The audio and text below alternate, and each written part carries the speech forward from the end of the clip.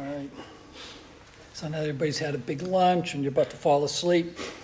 On July 16th, 1999, JFK Jr. piloted a small plane from New Jersey to Martha's Vineyard for a family wedding.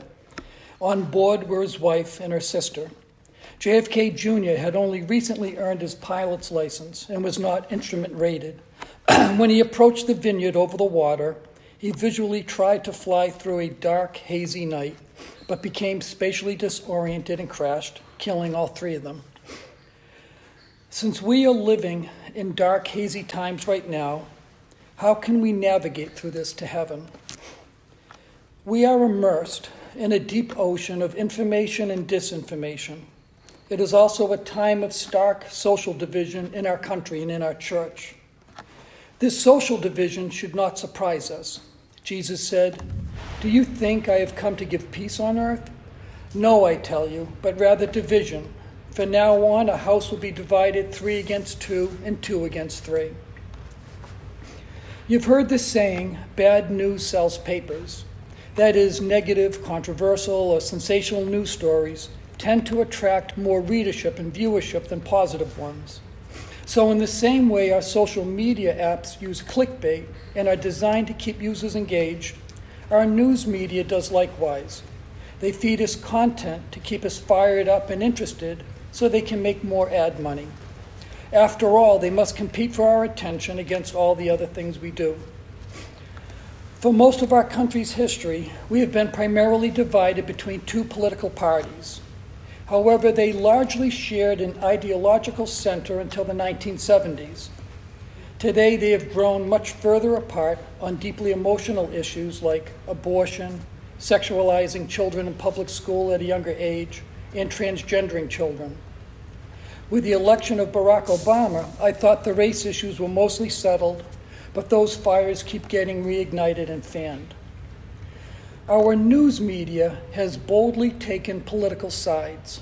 Their party preference is no longer hidden. Fox News, Newsmax, Talk Radio, and many podcasters are the only conservative outlets. All other major news sources are mostly progressive and democratic. Our Catholic Church is similarly split from top to bottom. For instance, Pope Francis recently restricted the celebration of the traditional Latin Mass in ordinary parishes and imposed new restrictions on its use. But we have many rites in the Catholic Church that do not celebrate the Novus Ordo as we do. In my experience, TLM tends to attract very faithful conservative Catholics. At the same time, Pope Francis is encouraging Jesuit Father James Martin in his ministry to LGBTQ persons, appointed him as consultant to the Vatican Secretariat for Communications, and made Father Martin a member of the Synod on Synodality, which will meet in Rome this October and next October. That synod has reopened several highly controversial issues. The German bishops have taken the synod a step further and plan to continue their reform process to ordain women, bless gay unions, and rethink church teaching on sexuality, which could cause a split with the church. It is also worth noting that at this moment, Pope Francis has selected 67% of the cardinals who will pick the next pope. One of his new cardinals from Portugal is quoted as saying, he does not want to convert young people to Christ. In the next few minutes, I want to lay out a couple of examples to illustrate that collusion, greed, careerism have significantly infected the elite levels of our most important institutions, like business, politics, education, government, health, science, big pharma, medicine, law enforcement, intelligence, news media, entertainment, and military. I just want to pique your interest so you might do your own research. Then I will wrap up by suggesting how we can physically and spiritually navigate this complicated ocean on our journey to heaven. Last December, Elon Musk gave several independent journalists access to internal Twitter data to see how decisions were made to censor certain content in user accounts. One of the journalists was Matt Taibbi. He summarized his experience during an April 25th lecture at Yale. He said journalists started their research by looking at how Twitter and Facebook blocked users from posting links to a New York Post report close to Election Day about Hunter Biden's laptop. It's important to note that the FBI quietly had this laptop in their possession since 2019. Taibbi observed that for the past several years, mainstream media like ABC, NBC, New York Times, and Washington Post presented the same information, targeted the same audience, and used the same techniques. Interestingly, none of them covered the Twitter files. These companies were no longer competing with each other. Rather, they now worked in tandem. Matt Taibbi said that journalists he knows have intentionally abandoned professional standards to defeat Trump and his followers. The first batch of Twitter files didn't reveal much because Twitter's Deputy General Counsel, James Baker, was involved in sifting through what information would be shared with the journalists. A couple of years earlier, Baker was the General Counsel for the FBI. So Elon Musk fired Baker and the journalists got access to all pertinent information. They discovered, among other things, that Twitter was in routine, organized communication with a variety of government agencies. Requests from state agencies were funneled through the Department of Homeland Security. All federal agency requests to Twitter went through the FBI. There were also regular meetings with emailed minutes between the major social media companies and the various federal agencies. Moreover, they noticed that Twitter had extensive tools for throttling down and amplifying information, which the other social media giants probably had too. In a small gesture of intimidation, on the day Matt Taibbi was due to testify before Congress, an IRS agent showed up at his home to discuss a 2018 technicality. Bobby Kennedy Jr. has an interesting background. His career began as an environmental attorney fighting polluters, where he was involved in hundreds of cases. Due to his success fighting mercury pollution in our waterways, he was invited to give public lectures around the country. He noticed at every lecture that a different group of young women would come early and sit in the front row. After a lecture, they would want to talk to him. They were all mothers of intellectually disabled children who believed their children were injured by mercury and vaccines. Eventually, Kennedy listened and read an 18-inch stack of study abstracts they collected. Then he started calling top government regulators about these findings, but they had never considered those studies. Instead, they referred him to the vaccine developers. But why would government regulators refer Kennedy to professionals in the industry that they were supposed to be regulating? He said this would be like the EPA referring him to coal mining lobbyists. He wondered, for instance, why the government warned pregnant women about eating tuna fish because of mercury, but at the same time recommended flu shots with significant amounts of mercury during pregnancy.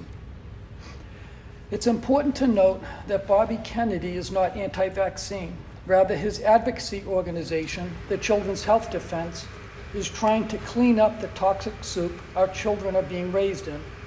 He claims that regulators are in bed with industry, like big agriculture, big pharma, big food. He also notes how increasingly sick America's children have become during this chronic disease epidemic. He argues, under Fauci's leadership, allergic, autoimmune, and chronic illnesses have mushroomed to afflict 54% of America's children. That's up from 12.8% when Fauci became director of the National Institute of Allergy and Infectious Diseases in 1984. In November 2021, Kennedy's book entitled The Real Anthony Fauci, Bill Gates, Big Pharma, and the Global War on Democracy and Public Health was released. This is an easy-to-understand 250,000-word book with thousands of footnotes. In the book, Bobby Kennedy criticizes and accuses many prestigious people and organizations by name of wrongdoing. Since this is a popular book, if what he lays out is not true, then he should be sued by many for defamation, but this has not happened. Let me lay out a tiny part of this book. In 1988, the drug ivermectin was approved as medical treatment in humans. It was so effective and safe that many called it a wonder drug. To date, it has been used by more than 700 million people. In 2015, the drug's founders received the Nobel Prize for this discovery. According to Kennedy's book, early in the COVID pandemic, in April of 2020, Australian researchers published an article entitled Lab Experiments Show Anti-Parasitic Drug Ivermectin Eliminates SARS-CoV-2 in Cells in 48 Hours. The international press initially raved about this safe, inexpensive, well-known, and readily available treatment. In May that year, Peru, under siege by the pandemic, they nationally adopted ivermectin. Reductions in death correlated with distribution in all 25 states. Then in December, the new Peruvian president, under pressure from the WHO, restricted ivermectin and deaths increased 13-fold. Around the world, many studies and reports showed major benefits to using ivermectin to treat COVID. But as we recall, Fauci and our health establishment pushed the new costly vaccine and boosters as the only sure path out of this pandemic. In August of 2021, Fauci, the health establishment, and mainstream media launched a campaign to slander ivermectin as a horse dewormer and ridiculous to use. Which begs the question, if the drug is safe and causes no harm, if it earned a Nobel Prize and was being successfully used by millions and millions of people in third world countries, if it had evidence of successful use against COVID from around the world, then why not allow it and monitor its effectiveness? Like, why discredit it while aggressively pushing a brand new, unproven, expensive vaccine?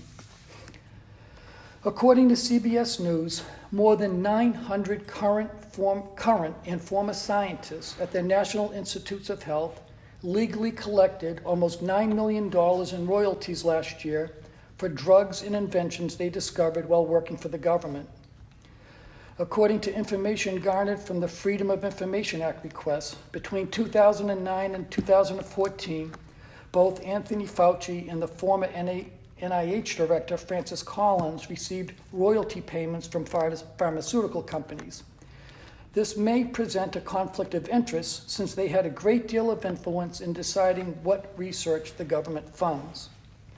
In 2020, NIH awarded more than $30 billion in research grants.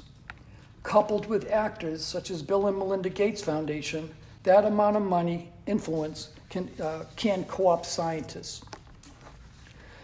We've heard the phrase, follow the science. Bobby Kennedy says it's not that simple. When he sued Monsanto, he had scientists from Harvard, Yale, and Stanford, and Monsanto did as well. The drug companies are not above corruption and corrupting.